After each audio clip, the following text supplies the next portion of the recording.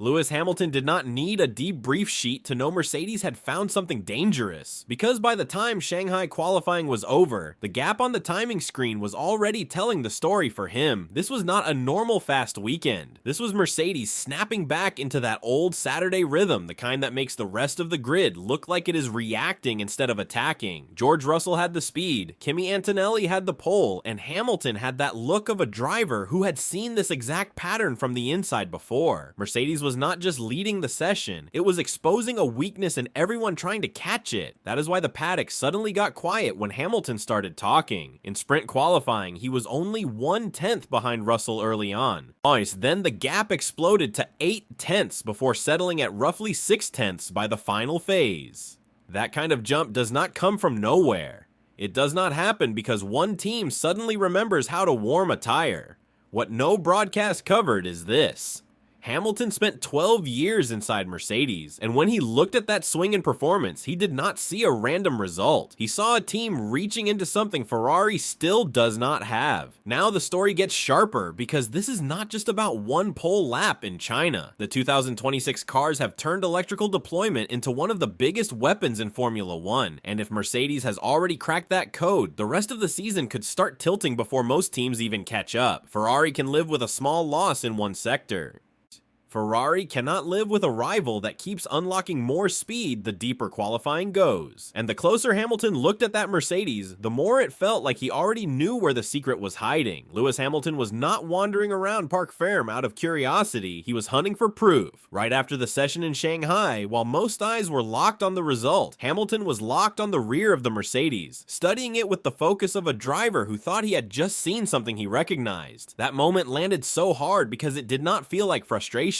It felt like confirmation. He had watched Mercedes build qualifying advantages for years, and now from the Ferrari side of the fight, he seemed to be reading the same signature all over again. The deeper you look at that scene, the more revealing it becomes. Hamilton later pointed straight at the pattern that had caught his attention because Mercedes did not simply look fast from the start of the session to the end, it looked like a car that was finding another level once qualifying tightened. That is a very different kind of threat. A balanced car can be quick all weekend. A car that suddenly stretches the gap when the pressure rises feels engineered for the exact moment that decides grid position. And that is where this story gets complicated. If Hamilton was right, then the clue was never hiding in plain sight on the bodywork alone, it was hiding in when the performance arrived. That changes the way you read the whole weekend. Instead of asking why Mercedes took pole, the better question is why the shape of the session kept bending in its favor as the pressure built. Hamilton did not need to say everything in that first moment because the way he looked at that car already suggested he believed the answer was deeper than setup, tire prep, or one clean lap. He believed Mercedes was triggering something Ferrari could feel, but not yet match. And the next part of this story is why the 2026 rules may have made that weapon more powerful than ever.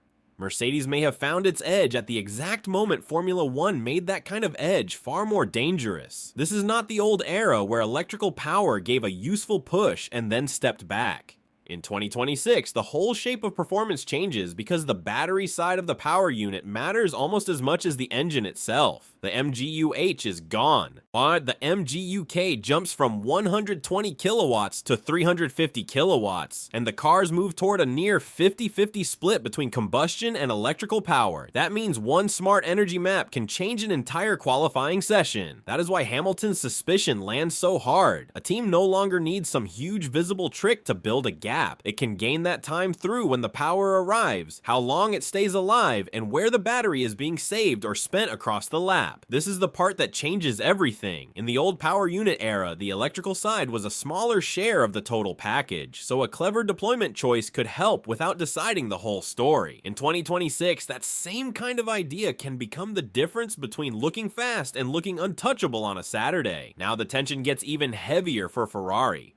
Because if Mercedes has already understood this better than the rest, then the fight is not just against one quick car, it is against a new rules set that may reward the team with the cleanest electrical strategy before anyone else catches up. That is what gives this whole story its weight. Shanghai may have looked like one more qualifying result, but inside that result could be the first clear sign that 2026 will not be decided by raw speed alone. It may be decided by who found the space the rules still leave open, which is exactly where the next part takes us. The FIA did did shut the old party mode door, but not in the way most people remember, and that is why this story still has teeth. Back in 2020, the rule change forced teams to run the same single engine mode through qualifying and the race, which was meant to stop the big Saturday power jump that had become one of Mercedes' most feared weapons. That sounded like the end of the story. It was not. The real pressure point in 2026 may not be the classic engine setting at all. It may be the part of the car that now decides much more of the lap, the electrical side of the power unit. That is where the memory of the old band starts to mislead people. The 2020 directive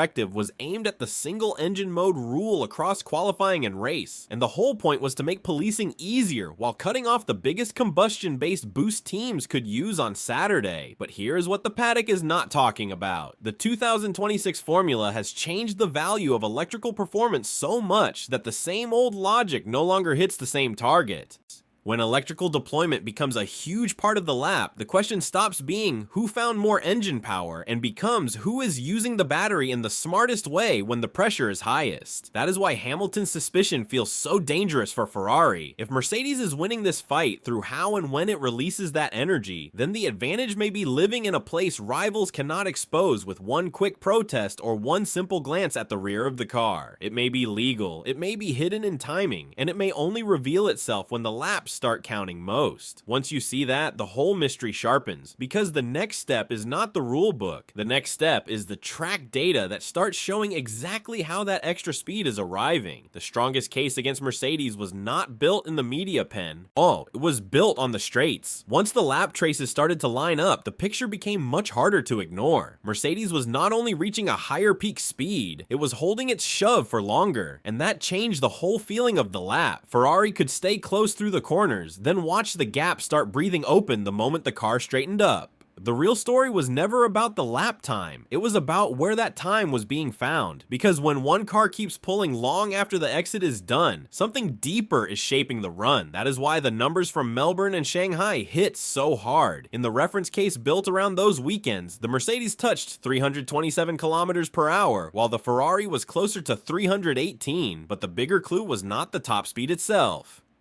It was the point where each car began to lose that electrical push. Mercedes was keeping full deployment alive deeper into the straight before the drop arrived, especially in the heavy acceleration zones that punish any weakness in energy release. That kind of pattern does not look like random setup variance. It looks like a system that knows exactly when to spend and exactly when to hold. Now, the pressure turns brutal for Ferrari, because once the evidence starts pointing in that direction, the question is no longer whether Mercedes is fast. The question is whether anyone else can copy the shape of that speed before the points table starts to harden around it. A car that carries its electrical punch longer does not just win one sector, it changes overtaking threats, defensive options, and the confidence a driver carries into the braking zone. And once that became clear, the most uncomfortable part of the whole story came next, because Mercedes customer teams had the same supplier, yet none of them looked capable of doing the same thing. The part that made Mercedes look even more dangerous was not what the factory team was doing, it was what the customer teams were not doing. McLaren, Williams, and Alpine all had access to Mercedes power, yet none of them showed the same qualifying punch when the grid went chasing pole. That is where the simple hardware argument starts to fall apart. If the same supplier is feeding multiple teams, then the difference has to live somewhere else. Not in the badge on the engine cover, but in the way the full package is being understood, prepared, and unleashed when the lap matters most.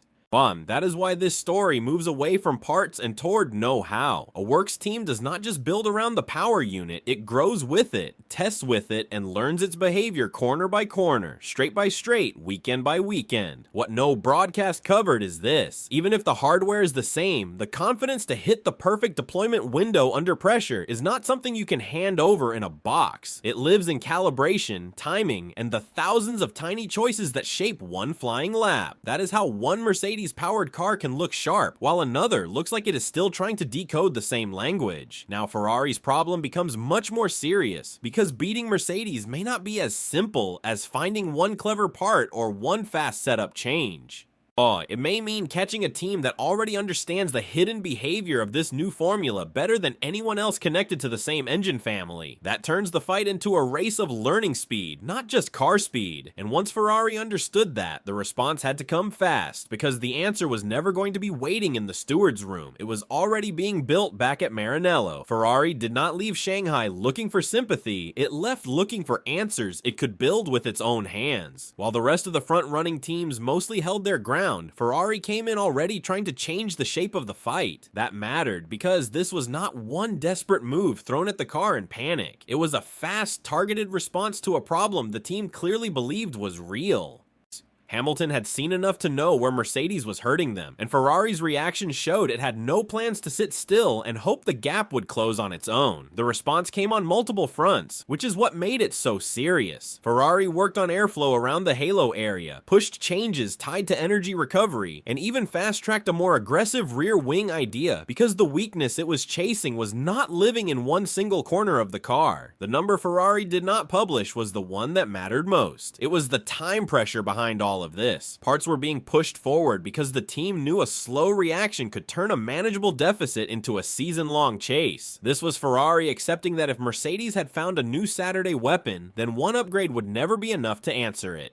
Now the championship thread tightens. Ferrari was not only trying to make the SF26 quicker, it was trying to stop Mercedes from turning an early technical read into full control of the season. That is what gives this section its weight, because development speed becomes its own kind of race when the rules are still fresh and the strongest team is still learning too. Hamilton had helped expose the danger, Ferrari had started building the response, and the next question was the one that could decide everything, whether this counterattack was early enough to change the title fight before Mercedes turned that advantage into a lead nobody could touch. Mercedes may not have broken anything at all, and that is exactly why the rest of the grid should be worried. By the end of those first races, the picture was no longer pointing towards some obvious technical breach waiting to be shut down. It was pointing toward a team that had understood a fresh rules era faster than everybody else, then turned that understanding into a qualifying edge brutal enough to change entire weekends before Sunday even began. That kind of advantage is hard to fight because it does not vanish with noise or suspicion. It only disappears when somebody else learns how to hit the same window with the same precision. That leaves Ferrari staring at the hardest truth in this whole story. The answer may not come from a complaint, a meeting, or a late rule clarification. It may come from pure development speed, because once one team gets ahead in a new formula, every race starts feeding that lead with more data, more confidence, and more ways to sharpen what already works. Hamilton's role in all of this makes the tension even stronger. He is not just the driver who spotted the pattern. He is the driver trying to help Ferrari close it from the inside, using everything he knows about how Mercedes builds an edge and protects it when the pressure rises. So the bigger story was never just whether Mercedes had found a hidden qualifying weapon. The bigger story was what happens to a title fight when one team gets the first clean read on where the real speed lives in a new era of Formula 1. Ferrari had already chosen its answer: build faster, react sooner, and turn this into a development war before the gap became permanent. And if that response is even half a step late, then Shanghai will not be remembered as the weekend Hamilton exposed Mercedes. It will be remembered as the weekend everyone realized the 2026 championship was being shaped by a secret most of the grid still could not fully see.